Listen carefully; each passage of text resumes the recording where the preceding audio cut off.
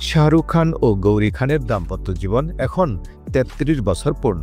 তবে তাদের এই দীর্ঘ সম্পর্কের মধ্যে ধর্ম কখনো কোনো বাধা হয়নি এবং শাহরুখ নিজে একাধিক সাক্ষাৎকারে জানিয়েছিলেন যে ধর্ম কখনো তাদের সম্পর্কের জন্য প্রভাব ফেলেনি। গৌরীও তার স্বামীকে বিয়ে করার পর ধর্ম পরিবর্তন করেননি।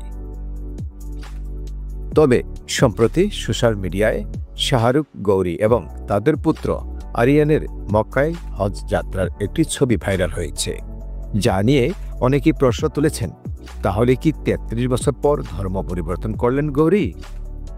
১৯৯১ সালের ২৫শে অক্টোবর গৌরী ও শাহরুখ হিন্দু রীতি অনুযায়ী বিয়ে করেন। সেই সময় শাহরুখ ছিলেন একজন তরুণ অভিনেতা, যার ক্যারিয়ারের তেমনভাবে শুরু হয়নি। গৌরী একাধিকবার বলেছেন যে শাহরুখ কখনো তাকে ধর্ম পরিবর্তন করতে বলেননি। এছাড়া শাহরুখ নিজেও তার সিনেমার মুক্তির আগে তিরুপতি মন্দিরে পুজো দিতে গিয়েছিলেন।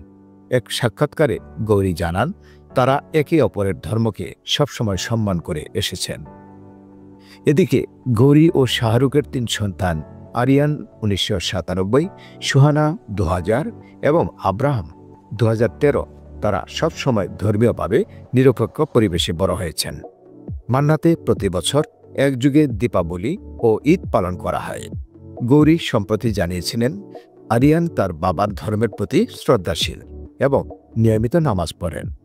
শাহরুখও তার সন্তানদের শিখিয়েছেন যে ধর্ম কখনো বিষয় নয়, তারা ভারতীয়, এটাই তাদের মূল পরিচয়।